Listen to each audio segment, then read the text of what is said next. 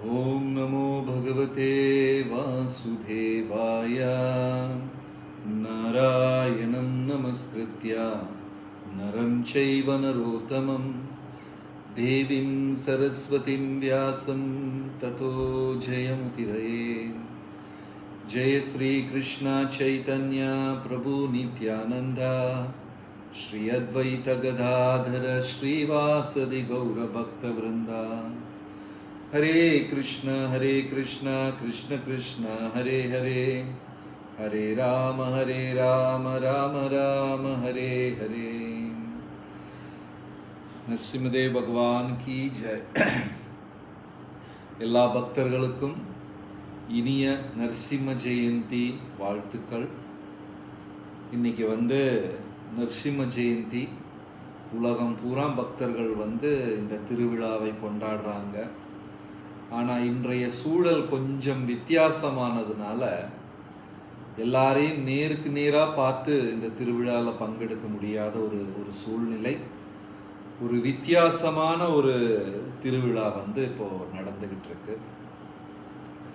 So இன்னைக்கு ஸ்ரீமத் பாகவதத்திலிருந்து நரசிம்ம அவதாரம் அத்தியாயங்கள்லேருந்து சில விஷயங்கள் நம்ம இப்போ பேச போகிறோம். பாகவதத்தில் நீங்கள் பார்த்தீங்கன்னா நரசிம்ம பகவானை மகிமைப்படுத்துறதை விட அதிகமாக பிரகலாதரை ஸ்துதிச்சிருக்காங்க. எவ்வளவோ அத்தியாயங்களில் பிரகலாதரை பயங்கரமாக மகிமைப்படுத்தியிருக்காங்க, ஸ்துதி பாடியிருக்காங்க. நரசிம்ம பகவானை கூட அந்த அளவுக்கு மகிமைப்படுத்தலை. அது மட்டும் இல்லை, நரசிம்ம பகவானே பிரகலாதரை ரொம்ப பெரிய அளவில் மகிமைப்படுத்தி பேசுவார். நரசிம்ம பகவான் சொல்றார் கடைசியில அந்த அத்தியாயத்தில், பிரகலாதா, உங்களுடைய நாமத்தை யாராவது கேட்டாலோ ஸ்மரணை செஞ்சாலோ நினைவு கூர்ந்தாலோ ஜபம் பண்ணாலோ இந்த லீலையை யாராவது நினைச்சா கூட போதும், அவங்களுக்கு ஆன்மீகமான உயர்ந்த பதவியை அடைய முடியும். உங்க பேரையே நினைச்சா போதும் அப்படின்னு நரசிம்மரே பிரகலாதரை மகிமைப்படுத்துறாரு. உடனே ரொம்ப எளிமையா பிரகலாதர் சொல்றாரு, பகவானே, இது ஒண்ணுமே கிடையாது, நான் உங்கள் அடியேன், உங்க தாசன், அவ்வளவுதான், வேற ஒண்ணுமே கிடையாது அப்படின்னு.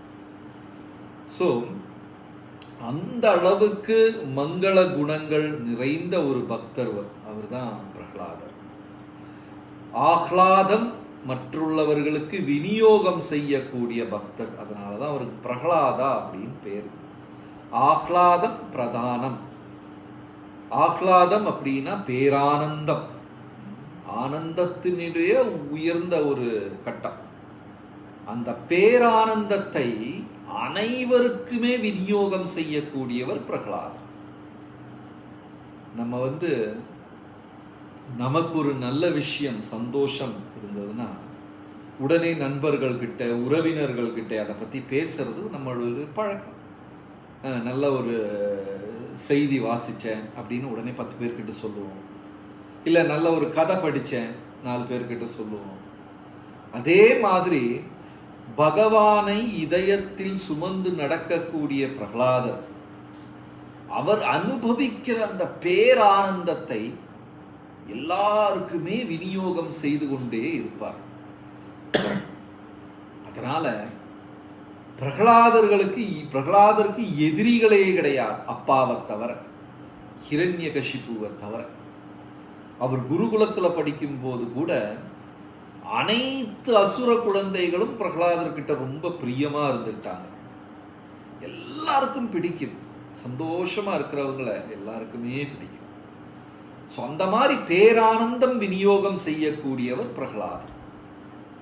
அப்போ இன்னைக்கு நம்ம ஸ்ரீமத் பாகவதம் 7வது ஸ்கந்தத்திலிருந்து பிரகலாதனுடைய சில மங்கள குணங்களை பற்றி நம்ம இன்னைக்கு பேச போகிறோம். ஒரு பக்தருடைய வாழ்க்கையில இது எந்த அளவுக்கு பகிர்ந்து கொள்ளலாம் அப்படிங்கிறது கூட நம்ம தெரிஞ்சுக்கலாம். அதுல முதல் குணம் அப்படின்னா பயமில்லாத ஒரு நிலை. பிரபுபாதரை கூட நம்ம அப்படிதான் சொல்றோம், அபயச்சரணரவிந்தரே. பயமில்லாத ஒரு நிலை, பயம்னாலே என்னன்னு தெரியாது, அந்த மாதிரி ஒரு நிலை. எந்த சூழ்நிலையில நமக்கு பயம் வருது அப்படின்னா, தவறு செய்தால் யாராவது நம்மளை கண்டுபிடிச்சிருவாங்களோ அப்படின்னு ஒரு பயம். அப்போ சாதாரண மனிதனுக்கும் ஒரு உயர்ந்த மனிதனுக்கும் என்ன வித்தியாசம்னா, உயர்ந்த மனிதன் கலிகாலத்துல செய்யக்கூடிய தவறை அழகாக மறைத்து கொள்வான். சாதாரண மனிதனுக்கு மறைக்க தெரியாது, மாட்டிக்குவான். இவ்வளவுதான் வித்தியாசம். ரெண்டு பேருமே கலிகாலத்துல தவறு செய்யறாங்க. உயர்ந்த மனிதர்களும் தவறு செய்கிறார்கள், சாதாரண மனிதர்களும் தவறு செய்கிறார்கள். ஆனா உயர்ந்த மனிதன் அதை அழகா மறைச்சுக்க தெரிஞ்சு படிச்சுக்கிட்டான். சாதாரண மனிதனுக்கு அது மறைக்க தெரியவில்லை, மாட்டிக்கொள்கிறார். அப்ப தவறு செய்பவர்களுக்கு பயம் இருக்கும். அதுக்கப்புறம் வாழ்க்கையில ஒரு இன்செக்யூரிட்டி, வாழ்க்கையின் பயம். எப்படின்னா, என் குழந்தைகள் வளர்ந்து வருகிறார்கள், அவங்களுக்கு நான் செலவுக்கு காசு இல்லையே, உடல்ல வியாதி வந்துருச்சு. இந்த மாதிரி வாழ்க்கையின் ஒரு இன்செக்யூரிட்டி, வாழ்க்கையின் பயம், இது ஒரு விதமான பயம். அதுக்கப்புறம் மூன்றாவது அப்படின்னா, நம் வாழ்க்கையை உயிரையே எடுக்கிறதுக்கு யாராவது வந்தால் அதனால உண்டாகிற பயம். இப்படி பலவிதமான பயம் இருக்கு. ஆனா பிரகலாதர் 100% கடவுளை சரணடைஞ்சதுனால என்ன நடந்தாலும் அவர் பாதுகாத்துக் கொள்வார் அப்படிங்கிற அந்த முழுமையான திடமான நம்பிக்கை இருந்ததுனால பிரகலாதருக்கு பயமே கிடையாது, அறவே கிடையாது. இப்ப நம்ம எல்லாம் பக்தர்கள் தான், ஆன்மீகவாதிகள் தான். ஆனா நம்ம நம்மகிட்டயே ஒரு சின்ன ஒரு கேள்வியை கேட்டுக்கணும். நாம் நம்மளுடைய செக்யூரிட்டி, பாதுகாப்பு முழுவதும் 100% பகவான் மேல செலுத்தி இருக்கிறோமா, இல்ல என்னுடைய தொழில், என்னுடைய பணம், இதுல என் பாதுகாப்பு நம்பிக்கையை வச்சிருக்கிறோமா? இது ரொம்ப முக்கியமான கேள்வி. Even though we are devotees, the confidence and the security comes from my bank balance and business, or the life security is simply coming from Krishna. பகவான் மேல் இருக்கக்கூடிய அந்த அகைத்துகமான பக்தியினால எனக்கு வாழ்வின் ஆதாரம், வாழ்வின் நம்பிக்கை இருக்கா, இல்ல பணம், பொருள், என்னுடைய தொழில் இதனால இருக்கா? இது ரொம்ப ஆழத்தில் இருக்கக்கூடிய ஒரு சைக்கலாஜிக்கல் குவெஸ்டின். நல்ல ஆழத்தில் இறங்கி யோசிச்சோம்னா பகவான் மேல நம்பிக்கை இருக்கு நமக்கு. இருந்தாலும் அதை விட பேர் நம்பிக்கை, பெரிய நம்பிக்கை எங்கன்னு பார்த்தீங்கன்னா, என்னுடைய பணம், என் வாழ்வின் ஆதாரமான தொழில், இந்த மாதிரி விஷயத்துல தான் நமக்கு பெரிய நம்பிக்கை இருக்கு. அந்த நம்பிக்கை தான் நம்மளை வாழ்க்கையில தைரியமா கொண்டு போகுது. பகவான் மேல இருக்கிற நம்பிக்கை கிடையாது. பகவான் மேல இருக்கிற நம்பிக்கை அழகா பேசுறதுக்காகவும், அதை ஒரு சொற்பொழிவுல சொல்றதுக்காகவும், இல்லைன்னா புத்தகத்திலேயும் அந்த மாதிரி தான். பணத்து மேலையும் ஒருத்தருக்கு, சிலவங்களுக்கு பணமா இருக்கலாம், சிலவங்களுக்கு அவங்க தொழிலா இருக்கலாம், சிலவங்களுக்கு அவங்க குடும்பமா இருக்கலாம். அதுதான் அவங்க வாழ்க்கையில முன்னாடி போகக்கூடிய ஒரு தன்னம்பிக்கையை தருது. அந்த இடத்துல பக்தி வரும். அது சாதாரண மனிதர்களுக்கு புரிந்து கொள்ள கூட முடியாது. ரொம்ப ஆழத்துல யோசிச்சாதான் நமக்கே அது புரிய வரும். பகவான் மேல் இருக்கக்கூடிய பக்தி, அந்த தன்னம்பிக்கை தான் நம்மளை வாழ்க்கையின் பயணத்துல முன்னாடி கொண்டு போகணும். அதுதான் பிரகலாதர் செய்வார். அதனால அவருக்கு இந்த உலகத்துல ஒரு விஷயத்திலையும் பயமே கிடையாது. எந்த சூழ்நிலையிலும், எந்த இன்னல்களிலும், எந்த துன்பத்திலையும் கிருஷ்ணர் என்னை காப்பாற்றி விடுவார் என்று அந்த ஒரு சரணாகதி பக்தி யாருக்கு இருந்தது? Prahlada. Undivided surrender towards Krishna. நம்ம கூட சரண்டர் டு கிருஷ்ணா தான், பட் அதில் டிவிஷன் இருக்கு, சில பங்குகள் இருக்கு, பகுதிகள். கொஞ்சம் பகுதி கிருஷ்ணர்கிட்ட சரண்டர் அடைஞ்சிருக்கோம், கொஞ்சம் பகுதி என் தொழில், பணம், குடும்பம். அன்டிவைடட் சரணாகதி. அந்த நிலையை அடையக்கூடிய ஒரு பக்தருக்கு மட்டும்தான் நம்ம இந்த சொல்லக்கூடிய பயத்தை தாண்டின அந்த ஒரு நிலை வர முடியும். எந்த நிலை, எந்த பிரச்சனை வந்தாலும் கிருஷ்ணர் என்னை பாதுகாத்துக் கொள்வார் அப்படின்னு சொல்லக்கூடிய அந்த ஒரு பயமில்லாத பக்தி. அந்த பயமில்லாத பக்தி வரும்போதுதான் அதில் காதல், அதில் பிரேமம் உருவாகுது, கிருஷ்ண பிரேமம் உருவாகுது அப்படின்னு சொல்லுவாங்க. So beautiful. ஒரு குமாரன், ஒரு பாலன், அந்த வயசுல கூட என்னெல்லாம் பண்ணாங்க பிரகலாதரை. அவரை பெரிய மலையிலிருந்து தூக்கி வீசினாங்க. சிங்கம் அந்த மாதிரி ஒரு கொடிய விலங்கினுடைய வாய்க்கு முன்னாடி வீசி விட்டாங்க. மதம் பிடித்த யானையின் கால்கடியில் வீசினாங்க, காலின் அடியில் வீசினாங்க பிரகலாதரை. கடல் ஆழத்துல கொண்டு போய் முக்கி வச்சாங்க, தீக்குள்ள கட்டி போட்டாங்க, விஷத்தை குடிக்க கொடுத்தார்கள். இந்த உலகத்துல அனுபவம் இருக்கக்கூடியவர்கள் கூட இதெல்லாம் பார்த்தா பயந்துருவாங்க. என் உயிரை யாராவது எடுக்க வர்றாங்க அப்படிங்கும்போது பயப்படாதவங்க யாராவது இருக்காங்களா? என் உயிருக்கு ஆபத்து அப்படின்னா பயக்காதவர்களே கிடையாது. அந்த நிலையிலையுமே சிரிச்சுக்கிட்டே, பயப்படாம, அதே நேரத்தில் மனதை பக்குவப்படுத்தி கொண்டு கிருஷ்ணர் வந்து காப்பாற்றுவார் அப்படின்னு அந்த ஒரு நம்பிக்கை, பயங்கரமான பக்தி. அது குழந்தைகளுக்கு அப்பா மேல இருக்கிற நம்பிக்கை மாதிரி. இந்த 1 வயசு 2 வயசு குழந்தைகள்லாம் அப்பா இப்படி கை காமிச்சா போதும், அது எங்க இருந்தாலும் குதிச்சிடும். ஏன்னா அந்த குழந்தை நம்பிக்கை, என் தகப்பன் என்னை காப்பாற்றுவார், சந்தேகமே வராது அந்த குழந்தைக்கு. அந்த மாதிரி ஒரு தூய பக்தி, அந்த மாதிரி ஒரு பக்தி தான் இங்கே பிரகலாதருக்கு உண்டானது. தேவர்கள் கூட பயந்துட்டாங்க. நரசிம்மர் வந்து அந்த தூணிலிருந்து பிளந்து வெளியே வந்த போது பிரகலாதனை விட 120 மடங்கு உயரமானவர் Narasimhar. 120 times bigger than Pralhad. அப்ப யோசிச்சு பாருங்க, பிரகலாதர் வந்து நரசிம்மருடைய பெருவிரல், கால் விரல் அளவுக்கு தான் இருந்திருக்கார். நரசிம்மர் எவ்வளவு, மேகங்கள் எல்லாம் அவர் தோளில் முட்ட, கைகள் எல்லாம் என்ன சொல்றது, உயர்ந்த நிலை கிரகங்கள், அப்பர் பிளானட்டரி சிஸ்டம் வர ரீச் ஆகி, தலையில every hair was nothing but flames of fire. அக்னி அவருடைய தலைமுடியெல்லாம் அக்னி, கண்ணில் இருந்த அக்னி பிளம்புகள், காதில் இருந்த அக்னி பிளம்புகள், மூக்கும் வாயில் இருந்த அக்னி பிளம்புகள், கோரமான நகங்கள், கர்ஜிச்சுக்கிட்டு தேவர்கள்லாம் பயந்துட்டாங்க. ஹிரண்யகசிபுவை வதம் செஞ்சதுக்கு அப்புறம் கூட தேவர்கள் பக்கத்திலே வரல. பாகவத்துல படிச்சீங்கன்னா தெரியும், இந்திரா, அக்னி, யமா, பிரம்மா, சிவா, இந்த பெரும் தேவர்கள் எல்லாம் தொலைவிலேயே நின்று பேசிக்கிட்டு இருக்காங்க. நரசிம்மரை ஸ்துதி பாடி யாருமே பக்கத்துல வரல. பயந்து பயந்து யாருமே போகல. பிரம்மானால போக முடியல, சிவ, ஏன்னா சூரிய கோட்டி சமப்பிரபா, 1000 உதித்த சூரியர்கள், சூரியனுடைய தேஜஸ்ல இருந்தார் நரசிம்மர். கண்ணில் இருந்த அக்னி பிளம்புகள் வந்தோன்னு அப்படியே ஹிரண்யகசிபு மடியில் எடுத்து போட்டு பிளந்து அவனுடைய சிறுகுடல், வன்குடல், பெருங்குடல் எல்லாம் எடுத்து பயந்துட்டாங்க தேவர்கள்.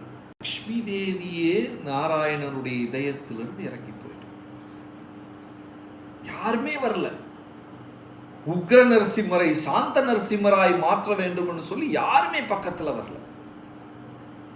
அப்புறம் இந்த பாலன், இந்த சிறு குழந்தையின் கையில் ஒரு பூமாலையை கொடுத்து அவரும் சிரிச்சுக்கிட்டே வந்தார். பாகவதம் சொல்லுது, நரசிம்மர் வந்து பேரன்புனால அந்த பிரகலாதனை தூக்கி மடியில வைக்கும், தலை மடியில வச்சு தலையெல்லாம் அவர் தடவி கொண்டு, ஒரு சிங்கம் தன் குட்டியின் கிட்ட அன்பு செலுத்துற மாதிரி பிரகலாதனை பிடித்து கொண்டு நக்காரம், நரசிம்மர் நக்குனாராம் அவர் நாக்குனால. ஏன்னா சிங்கம் வந்து அதோட குட்டி கிட்ட, இந்த மிருகங்கள்லாம் அப்படிதான் அன்பு செலுத்தும், நக்கி அன்பு செலுத்தும். நரசிம்மர் பிரகலாதரை நக்க ஆரம்பிச்சிட்டார். பயமே இல்லை. தேவர்கள் கூட பயந்துட்டாங்க. யமராஜ் கூட பயந்துட்டாரு. ஆனா பிரகலாதன் பயப்பட்டார். சரணாகதி. சரணாகதியினுடைய ஒரு சிம்டம் தான் ஃபியர்லெஸ்னஸ். எந்த சூழலின் கிருஷ்ணர் என்னை காப்பாற்றி விடுவார் அப்படின்னு சொல்ற அந்த நம்பிக்கை சரணாகதியின் ஒரு அம்சம். அது அவ்வளவு அழகான குவாலிட்டி, ஃபியர்லெஸ்னஸ், பயமில்லாத ஒரு நிலை பிரகலாதனுடையது. அப்புறம் வேற ஒரு குவாலிட்டி, அவருடைய குணத்தை பத்தி பேசணும்னா திருடமான நம்பிக்கை. எந்த நிலையிலையுமே அந்த அந்த ஒரு டிட்டர்மினேஷன் மாறவே செய்யாது. அந்த ஒரு என்ன சொல்றது, அந்த ஒரு திண்ணமான ஒரு முடிவு, கட்டாயமான ஒரு முடிவு, அந்த நிலையிலிருந்து அவர் மாறவே இல்லை. பயத்தினாலேயோ மற்ற விஷயங்கள்னாலேயோ ஒண்ணுமே மாத்தி சொல்ல. ஜீசஸ் உடைய வாழ்க்கையில பார்த்தீங்கன்னா அவருக்கு 12 சீடர்கள்.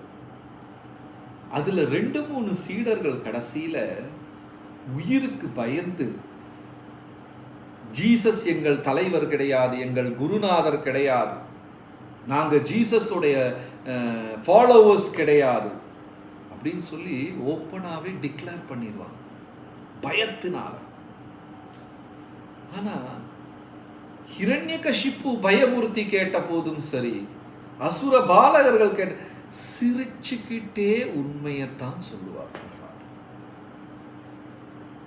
ஒரு தடவை ஹிரண்யகசிப்பு கேட்பாரு, பிரகலாதா யார் உனக்கு இவ்வளவு தைரியத்தை தர்ற? எப்படி தேவர்களே என்னை பார்த்து பயப்படுறாங்க? 14 உலகத்தையும் ஆண்டவன் நான், அரசன். என்னுடைய நாமத்தை தான் தேவர்கள் வரை இப்ப ஜபம் பண்ணிக்கிட்டு இருக்காங்க, ஓம் ஹிரண்யாய நமஹா. உனக்கு எங்கிருந்து என்னை எதிர்க்கக்கூடிய தைரியம் கிடைச்சது? உடனே பிரகலாதர் சொல்வாரு, ஹே அசுர ராஜா, அசுரர்களின் சக்கரவர்த்தியே, உங்களை காப்பாற்றும் அந்த சக்தி தான் என்னையும் காப்பாற்று. சிரிச்சுக்கிட்டே சொல்லுவார், பயப்படா. அதனால அந்த அந்த பிலாசபி, அந்த தத்துவத்தில் அவர் தண்ணியும் சேர்க்கிறது கிடையாது. நம்ம கூட அப்படி கிடையாது. சூழ்நிலைக்கு தகுந்த மாதிரி அந்த பக்கம் இந்த பக்கம் தலையாட்டி பொம்மைய மாதிரி தப்பிச்சுக்குவோம். எந்த ஒரு நிலையிலும் சரி அந்த அந்த அந்த விஷயத்தை அவர் மாற்றுறதே கிடையாது. அதனால துன்பம் வந்தாலும் பரவாயில்லை. இது ரொம்ப முக்கியமான விஷயம். பக்தர்கள் எப்பவுமே கம்ஃபர்ட் ஜோன்ல செட்டில் ஆயிடக்கூடாது. ரொம்ப சௌகரியமான நிலையில் இருந்துடக்கூடாது பக்தர்கள். ஏன்னா இருந்தோன்னு வைங்களேன், அப்படியே அங்க தங்கி விடுவோம், ஆன்மீகமாக முன்னாடி போக மாட்டோம். மகாபாரதத்தில் அழகா சொல்லியிருக்கு, 12 வருடம் காட்டுக்கு போக வேண்டிய ஒரு நிலை பாண்டவர்களுக்கு. அப்ப 12 வருடம் பாண்டவர்கள் காட்டுக்கு போயிட்டாங்க அப்படின்னு தெரிஞ்ச உடனே எவ்வளவோ அரசர்கள், நண்பர்கள், முனிவர்கள், ரிஷிகள் இவங்கெல்லாம் என்ன பண்ணாங்க, காட்டுல போய் பாண்டவர்களை உபசாரம் பண்ணி அரண்மனைக்கு கூட்டிட்டு போறது, அங்க கூட்டிட்டு போறது, காட்டுல பெரிய விருந்து கொடுக்கறது, எல்லா சௌகரியமான நிலையை கொடுக்கறது. பீமனுக்கு ரொம்ப சந்தோஷமா இருந்தது. ஏன்னா 12 வருஷம் காட்டுல தெரிஞ்ச உடனே நண்பர்கள்லாம் காட்டுல அரசர்கள்லாம் காட்டுல பாண்டவர்களுக்கு பெரிய விருந்து கொடுக்கறது, அங்க எல்லா விதமான சௌகரியங்கள் செய்து கொடுக்கறது. அப்போ ஒரு நாள் யுதிஷ்டர் சொன்னாரு, என்னுடைய அருமை சகோதரர்களை, இந்த சௌகரியம் நமக்கு வேண்டாம். We don't want these comforts because these comforts are diluting our goals. இந்த சௌகரியம் என்ன செய்து நம்மளை லட்சியத்தில், நம்மளுடைய அந்த லட்சியத்தில் போய் அடையறக்கு நம்மளை தடை செய்து. ஏன்னா எல்லாம் சௌகரியமா இருக்கிறதுனால லட்சியத்தையே மறக்கக்கூடிய நிலையாகிவிட்டது. அதனால வேண்டாம், தபஸ்யை எடுக்கணும் அப்படின்னு சொல்லி அதுக்கப்புறம் அரசர்களையும் நண்பர்களையும் முனிவர்களையும் உபச்சாரம் பண்ண அவங்க அனுமதிக்கவே இல்லை. பீமசேனருக்கு கூட அது பிடிக்கவே இல்லை. இருந்தாலும் யுதிஷ்டர் கட்டாயமாக சொல்லிவிட்டார், ஒரு விதமான சௌகரியம் இருக்கக்கூடாது, நம்ம கம்ஃபர்ட் ஜோன்ல இருந்துடக்கூடாது. அந்த அந்த சௌகரியமான நிலையிலிருந்து வெளியே வந்தாதான் இதயத்துக்குள்ள அந்த லட்சியமாக கூடிய தீ எரிச்சுக்கிட்டே இருக்கும். Very important. ஒரு பக்தன் அவன் வாலண்டரியா தவம் பண்ண வேண்டியது ஆன்மீக வாழ்க்கைக்கு ரொம்ப முக்கியம். இப்படியே 20 வருஷம் 25 வருஷம் 15 வருஷம் பக்தி தொண்டிலே இருக்கும்போது நம்ம கூட அப்படியே ஒரு விதமா செட்டில் ஆயிரும். பிரம்மச்சாரிகள், கிரகஸ்தர்கள் அப்படின்னு சொல்லி அப்படி கூட ஒரு விதமா அப்படியே செட்டில் ஆயிரும். செட்டில் ஆயிட்டு அப்படியே சின்னதா சேவை செஞ்சு வண்டியை உருட்டிக்கிட்டே இருக்கும். அந்த நிலை ஆன்மீகமா வளர நமக்கு உதவி செய்யாது. ஏன்னா புராணத்துல மகாபாரதத்துல அந்த இடத்துல கழுகு, பாம்பு, இந்த பிணந்தின்னி கழுகு, டெட் பாடிஸ் திங்கிற வல்ச்சர், பிணந்தின்னி கழுகு, பாம்பு, அப்புறம் இந்த லாப்ஸ்டர், இந்த மாதிரி உயிரினங்களை எடுத்துக்காட்டா கொடுக்கும். ஏன்னா இந்த பிணந்தின்னி கழுகு என்ன பண்ணும், அப்படியே வயசாக வயசாக தன்னுடைய இறகின் அந்த மென்மை நஷ்டமாகிவிடும். இறகின் மென்மை எல்லாம் நஷ்டமாயிடும். அந்த டெண்டர்னஸ் ஆஃப் த ஃபெதர்லாம் அப்படி ஸ்டிஃப் ஆகிடும், அப்படியே ரொம்ப கடினமாயிடும். அப்போ கடினமாயிடுச்சுன்னா இந்த கழுகுக்கு மேலே பறக்க முடியாது. அப்போ இந்த கழுகு என்ன பண்ணும், பாறைகளுக்கு நடுவில் போய் உட்காந்துக்கிட்டு தன்னுடைய இறக முழுவதும் அதே பிடுங்கி பிடுங்கி எரிஞ்சிடும். அந்த டைம்ல இந்த கழுகு வெளியே வராது. வெளியே வந்தது மற்ற உயிரினங்கள் இதை அடிச்சு சாப்பிட்டு, அதனால பட்டினி கிடந்து அந்த கல்லுக்குள்ள ஒளிஞ்சிருந்து தன்னுடைய இறகை தானே பறித்தெடுத்து விடும். அப்புறம் புதிய இறகு வர்றதுக்காக அது காத்துக்கிட்டு, புதிய இறகுகள் வரும், புதிய சிறகுகள் வரும், அது மீண்டும் உயரத்தில் பறக்க ஆரம்பித்து விடும். பாம்பு அதே மாதிரி தான். அதனுடைய சட்டை ரொம்ப ஹார்ட் ஆயிடுச்சுன்னா, கடினம் ஆயிடுச்சுன்னா பாம்புக்கு வளர முடியாது. அது அதனுடைய சட்டை அப்படியே உரிக்கும். எவ்வளவோ உயிரினங்கள் இதுதான் செய்யும். அந்த சௌகரியமான நிலையை உடைத்தெறிந்து வந்தால்தான் ஆன்மீகமாக நம்ம அடுத்த படியில் போக முடியும். ரொம்ப முக்கியம். வருடங்கள் போக போக ஆன்மீக வாழ்க்கையில் அப்படியே செட்டில் ஆயிடுவோம். இருந்த இடத்துலயே அசையாம சின்ன சின்ன சேவைகள்லாம் செய்து அப்படியே எல்லாம் பண்ணி அப்படியே செட்டில் ஆயிடும். ஆன்மீக வாழ்க்கைக்கு அது நல்லது கிடையாது. அந்த அந்த இதை எப்பவுமே அன்னீசியா இருக்கக்கூடியவன் கடவுளை நினைத்து நினைத்து சரணடைந்து கொண்டே இருப்பான். எனக்கு இப்ப கூட ஞாபகம் இருக்கு, இயக்கத்துல பிரம்மச்சாரியா சேர்ந்த காலத்துல தினமும் புத்தக விநியோகத்துக்காக ரோட்ல போவோம், தெருவா போவோம். அப்போ எவ்வளவு கிருஷ்ணரை மனதால பிரார்த்தனை செய்து சரணடைஞ்சோன்னா இன்னைக்கெல்லாம் அதை பிச்சு பார்க்கும்போது நடக்கிறதே இல்லை. ஒரு வீட்டுல போய் காலிங் பெல் அடிக்கும் போதும், ஒரு மனிதரை சந்திக்கும் போதும், ஒரு கதவுல போகும்போதும் கிருஷ்ணா இவர் புத்தகம் வாங்கணுமே அப்படின்னு பிரார்த்தனை செய்வோம். இந்த மனிதருக்கு கிருஷ்ண பக்தி கிடைக்கணுமே அப்படி எவ்வளவு கிருஷ்ணா கிருஷ்ணான்னு நினைச்சுக்கிட்டு இருக்கோம். ஏன்னா சௌகரியமான நிலையில் இல்லை. இன்னைக்கு அப்படி கிடையாது. ரூமுக்குள்ள உட்காந்துக்கிட்டு சேவை செஞ்சுக்கிட்டு இருக்கோம். அந்த அளவுக்கு கிருஷ்ணரை நினைக்கிறது கிடையாது. அதனால தவம் ரொம்ப முக்கியம். சௌகரியமான நிலையில் இருந்துட்டோம், பக்தி முன்னாடி போகாது.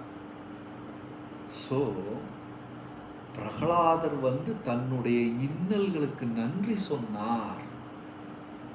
யானையின் கால் கீழே எரியும் போதும், சிங்கத்தின் வாயில் எரியும் போதும், மலையின் மீது இருந்து கீழே பள்ளத்தாக்கில் தூக்கி எரியும் போதும் எல்லாம் கிருஷ்ணா கிருஷ்ணா அப்படின்னு பிரகலாதர் நன்றி சொல்லிக் கொண்டே.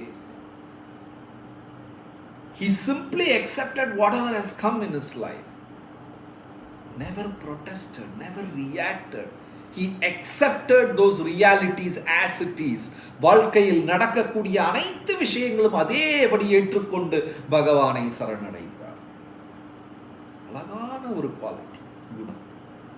அடுத்தது சொல்லணும்னா அவருடைய பிரச்சார குணம் இது நமக்கு ரொம்ப முக்கியம். His preaching talents, preaching quality. எந்த இடத்துல கூட அவர் ரியாக்ட் பண்ணதே கிடையாது. நம்ம கூட பிரச்சாரம் செய்வோம், நம்ம சொல்றதை யாராவது ஏற்றுக்கொள்ளலைன்னா நமக்கு பயங்கரமான கோபம் வந்துடும். திட்ட ஆரம்பிச்சிருவோம், சண்டை போட்டுருவோம், நமக்கு எல்லாம் தெரிஞ்ச மாதிரி பேசிக்குவோம், நம்மளுடைய ஈகோ அகங்காரத்துக்கு முறிவு வந்துடும், ரொம்ப ரியாக்ட் பண்ண ஆரம்பிச்சிடுவோம். நான் இவ்வளோ வருஷமா ப்ராக்டிஸ் பண்ணுறேன், எனக்கு தெரியாததா உனக்கு அப்படின்னு சொல்லி நம்ம அகங்காரம் எல்லாம் அகந்தையெல்லாம் கொந்தளிக்க ஆரம்பிச்சிடும். அப்பா கையில் விஷத்தை வச்சுக்கிட்டு இருக்கிறாரு, ரொம்ப சிரிச்சுக்கிட்டே அவ்வளவு எளிமையா அந்த புன்சிரிப்பு முகத்திலிருந்து மாறாம அப்பாவுக்கு உபதேசம் பண்றார்.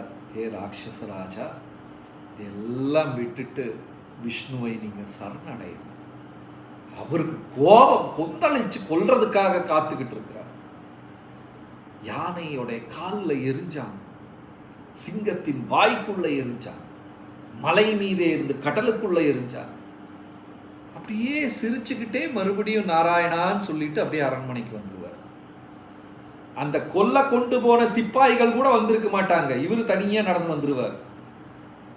மறுபடியும் மறுபடியும் சிரிச்சு ஏன்னா எல்லாமே இறைவன் நடத்தும் நாடகம், நான் அதில் ஒரு கருவி மட்டும்தான் அப்படிங்கிறதுனால அவருக்கு பயமே இல்லை. நல்ல ஒரு அழகான கதை இருக்கு. மண்பானை கிட்ட தண்ணி கேட்டுதான், எப்படி நீ இவ்வளவு குளுமையா இருக்கிற, வெயில் காலத்துல கூட. மலேசியாவில் அந்த பழக்கம், எக்ஸ்பீரியன்ஸ், அனுபவம் இருக்கான்னு தெரியல. இப்போ இங்கே சம்மர், வெயில் காலம் நடக்குது. எல்லா வீட்லேயும் நிறைய வீட்டில் மண்பானையில் தண்ணி வச்சுருப்பாங்க. சில வீட்டுகளுக்கு முன்னாடி கூட மண்பானையில் தண்ணி வச்சுருப்பாங்க. ஏன்னா வழிப்போக்கர்கள்லாம் தாகமாக இருந்தால் குடிச்சுக்கிட்டோம் அப்படின்னு சொல்லி எங்கெல்லாம் இந்த ஏரியாலெல்லாம் பார்க்கலாம். தண்ணீர் பந்தல் அப்படின்னு போட்டு தண்ணி எல்லாம் மண்பானையில் வச்சுருப்பாங்க. சில இடத்துல மோர் பானையில் வச்சுருப்பாங்க. அப்போ அந்த தண்ணீர் பானை கிட்ட கேட்குதான், எப்படி நீ இவ்வளோ வெயில் காலத்துலேயும் குளுமையாக இருக்கிற அப்படின்னு கேட்குதான். இப்போ அந்த பானை சொல்லிச்சான், நான் மண்ணிலிருந்து உருவானவன், நாளைக்கு மண்ணோட மண்ணாய் மாறக்கூடியவன். என்னுடைய பிறப்பும் எனக்கு தெரியும், என்னுடைய முடிவும் எனக்கு தெரியும், இதுக்கு நடுவில் நான் கொந்தளிச்சு என்ன பிரயோஜனம் அப்படின்னு சொல்லிச்சான். அதே மாதிரி வாழ்க்கையை பற்றி முழுதும் அறிந்த व्यक्ति மனிதர்கள் வாழ்க்கையில என்ன நடந்தாலும் கவலைப்பட மாட்டார். நாளைக்கு இன்னது நடக்கும் அப்படின்னு தெரிஞ்சிருச்சுன்னா நான் கவலைப்படவே மாட்டேன். பசிக்குது, சாப்பாடு கிடைக்கல, ரொம்ப கவலையா இருக்கு, மறுபடியும் அது தாமதமாகுது சாப்பாடு கிடைக்கிறது, உடனே எனக்கு பயங்கரமான ஒரு மனக்கொந்தளிப்பு நடக்குது, தேட ஆரம்பிச்சிடுறேன், கோவப்பட ஆரம்பிச்சிடுறேன். ஆனா 4 மணிக்கு சாப்பாடு கிடைக்கும் அப்படின்னு தெரிஞ்சதுன்னா நான் பொறுமையா காத்துட்டு இருப்பேன்.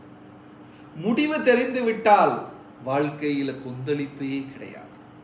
நான் மண்ணிலிருந்து உருவான, நாளைக்கு மண்ணோட மண்ணாய் போய் விடுவேன், மண்பானை சொல்லுது. அதனால குளுமையா, வாழ்க்கை பூரா குளுமையா இருந்தது.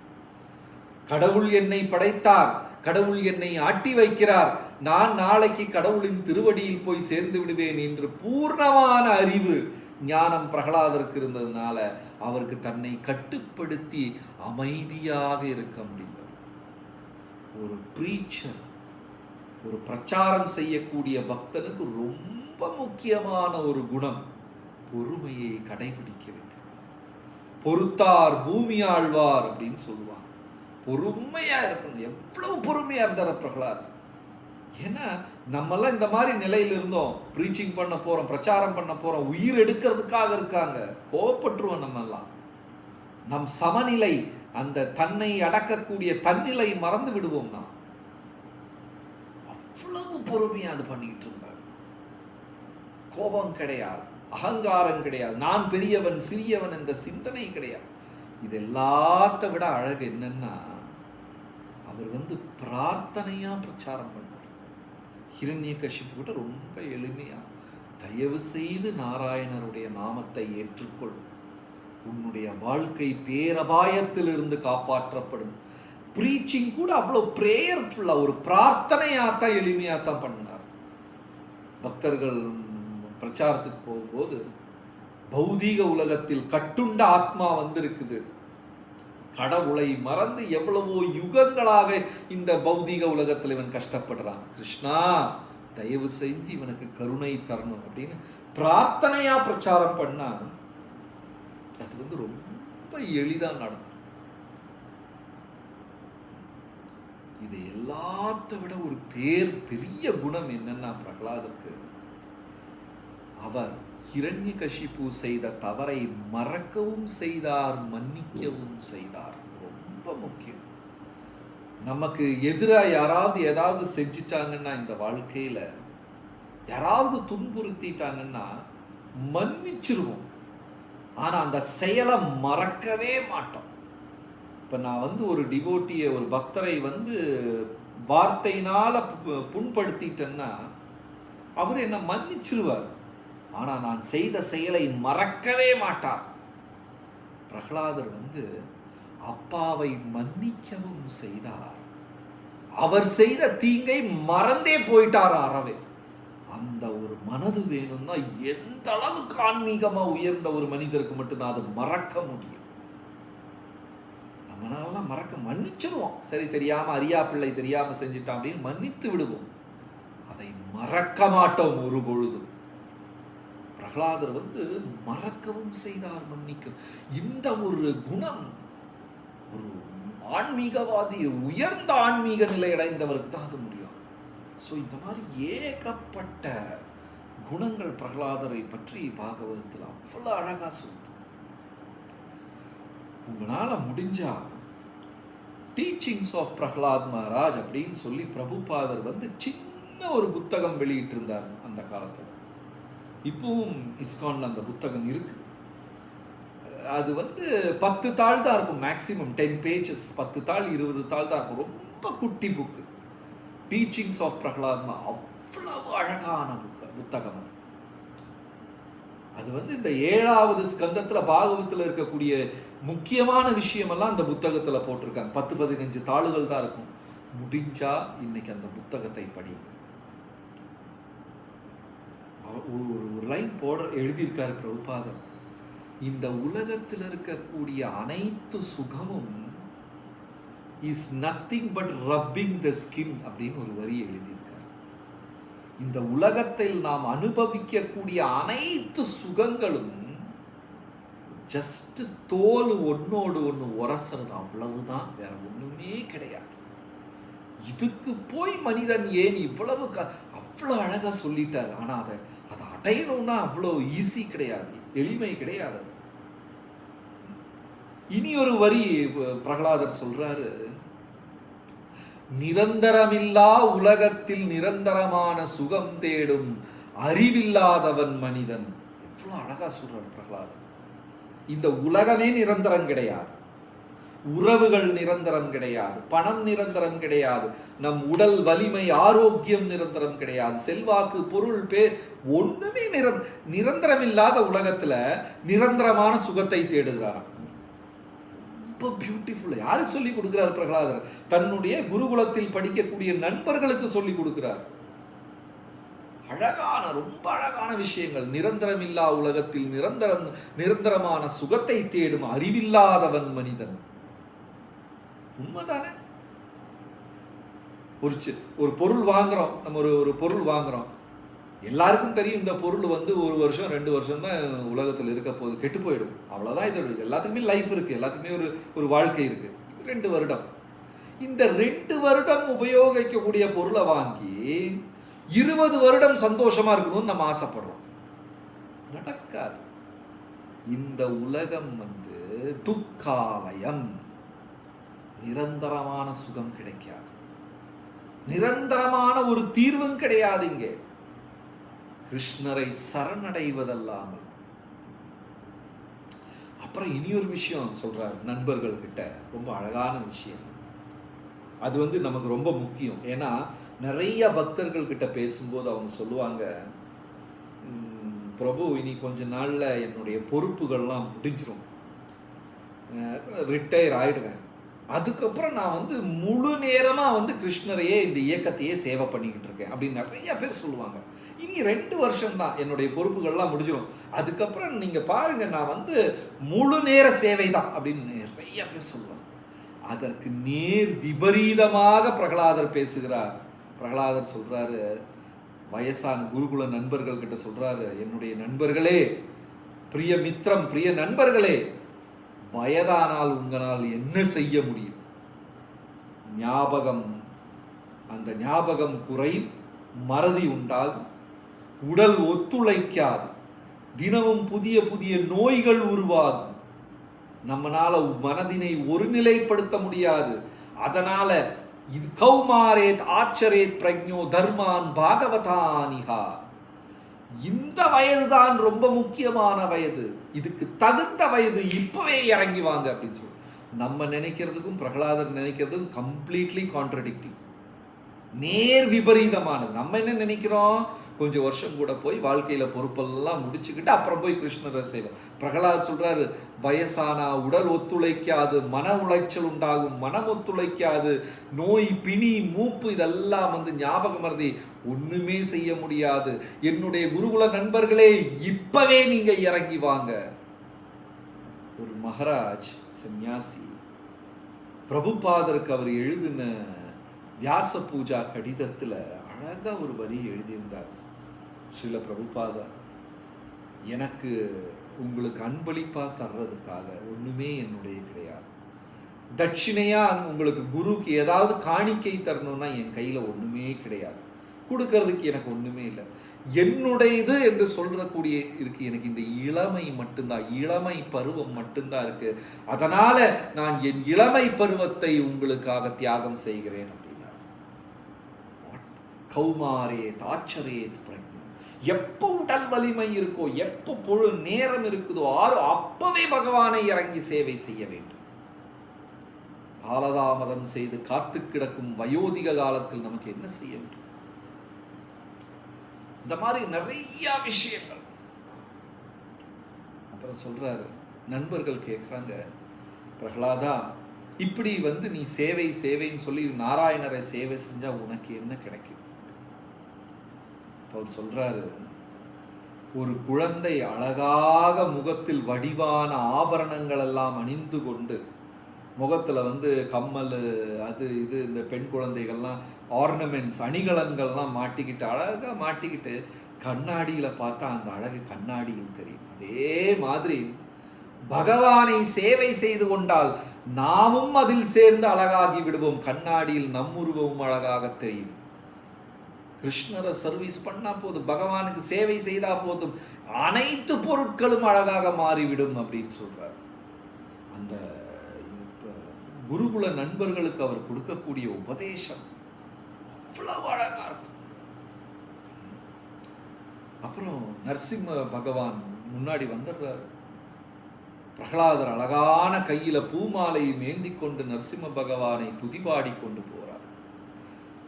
நரசிம்மமூர்த்தி பிரகலாதரை பார்த்த சந்தோஷத்துல தூக்கி மடியில வச்சு அரவணைச்சுக்கிட்டு தலையெல்லாம் தடவி நாவினால் நக்கி, பிரகலாதா உனக்கு என்ன என்ன அனுக்கிரகம் ஆசீர்வாதம் வேணும்? பிரகலாதர் சொல்றாரு, beautifully he said in one line, "Oh Lord, oh my Lord, I don't want any material blessings."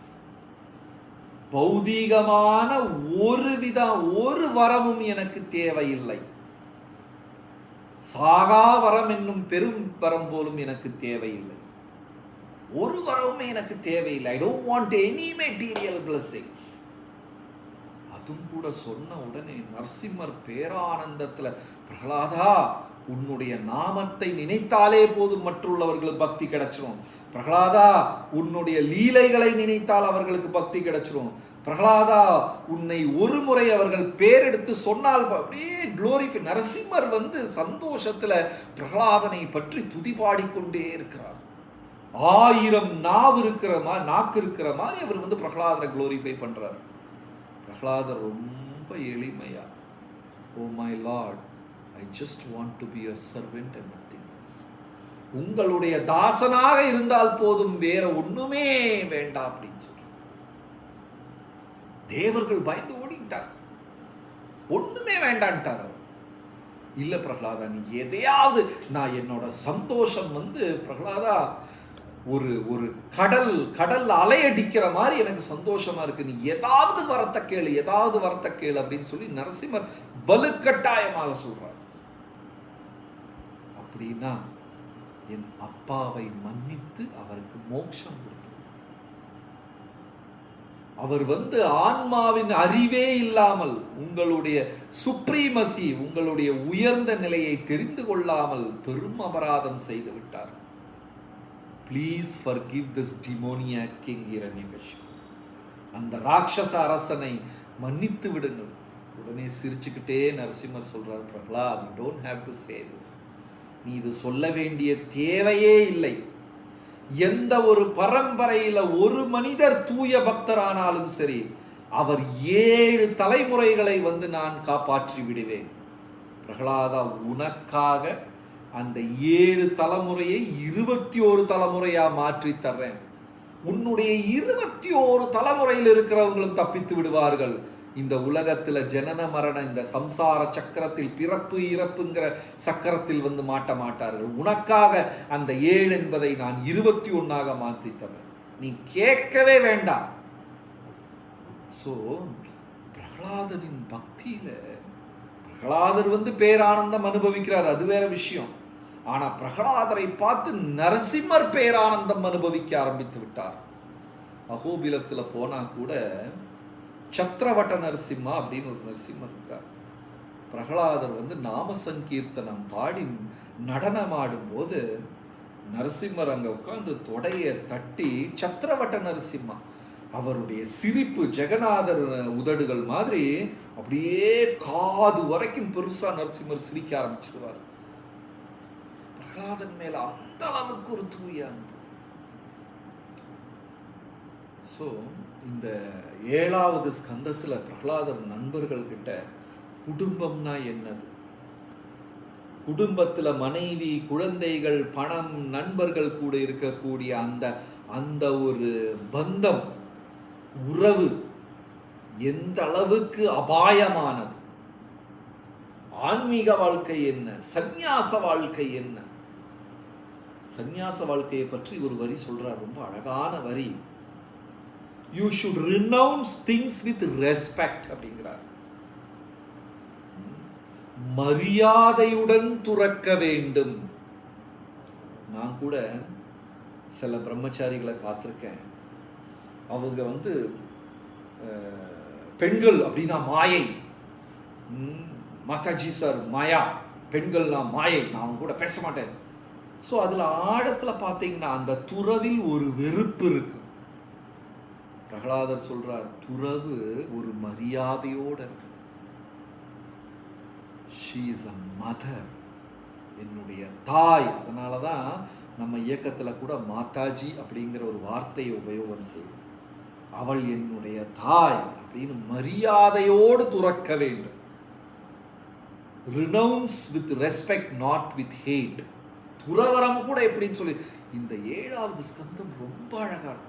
உங்களால் அந்த முழுதும் இன்னைக்கு படிக்க முடியலன்னா கூட டீச்சிங்ஸ் ஆஃப் பிரகலாத் அந்த 10-20 தாள்கள் மட்டும் படிங்க. அந்த சின்ன புத்தகம் ரொம்ப அழகா இருக்கும். குடும்பம் என்னது, கிரகம் அந்த கூபம், குடும்பம்னா என்னது, உறவுகள்னா என்னது, சந்நியாசம்னா என்ன, துறவரம்னா என்னது. அப்புறம் நரசிம்மர் கேட்கிறார், நீ ஒண்ணுமே வரம் கேட்கலையே பிரகலாதா, ஒண்ணுமே நீ கேட்கலையே. இல்லை, என் தந்தையை காப்பாற்றினதே போதும், ஹிரண்யகசிபுக்கு அதே எனக்கு போதும், பேரானந்தம். இல்லை அதெல்லாம் இல்லை, நீ ஏதாவது கேட்டுதான் ஆகணும் அப்படிங்கிறார். கடைசியில பிரகலாதர் அவர் திருமுகம் மலர்ந்து சொல்வார், அப்படின்னா என் ஆன்மீக குருவான நாரதரை ஒருபொழுதும் மறக்காமல் நான் சேவை செய்து கொண்டே இருக்க வேண்டும், அந்த பெரும்பாக்கியத்தை எனக்கு தருவீர்களாக அப்படின்னு பிரார்த்தனை. எனக்கு வேற ஒன்றும் வேண்டாம். என் ஆன்மீக குருவான நாரதர் கயாத்துவின் கர்ப்பத்தில் நான் இருக்கும் போதே எனக்கு உபதேசம் பண்ணார். அந்த அளவுக்கு ஒரு பெருமிதமான தன்னலமில்லாத ஒரு சேவை மனோபாவம் உள்ளவர் நாரதர். கயாத்துவின் கர்ப்பத்தில் கருவறையில் கிடக்கும் போதே வந்து எனக்கு உபதேசம் பண்ணார். அந்த நாரதரை மறக்காமல் எவ்வளவு ஜென்மம் எடுத்தாலும் அவருக்கு தொண்டு செய்யும் அந்த ஒரு வரத்தை எனக்கு தரும் அப்படின்னு கேட்க. அதுவும் கூட கேட்டபோது நரசிம்மர் பேரானந்தத்தில் பிரகலாதன் கேட்ட வரத்தையும் கொடுத்து, இட்ஸ் a beautiful lesson. அவ்வளோ அழகான பாடம். ஸோ இங்கே வந்து கோயிலில் தர்ஷன ஆரதி, நரசிம்ம ஜெயந்தியோட தர்ஷன ஆரதியின் நேரமாச்சு. அதனால் இந்த வாய்ப்பு தந்த கிருபா சிந்து பிரபு எல்லா கேஎல் பக்தர்களுக்கும் நரசிம்ம ஜெயந்தி நல்வாழ்த்துக்கள் சொல்லி, சர்வீஸ்க்கு சான்ஸ் தந்தவங்களுக்கு நன்றியும் சொல்லி, thank you very much. Hare Krishna.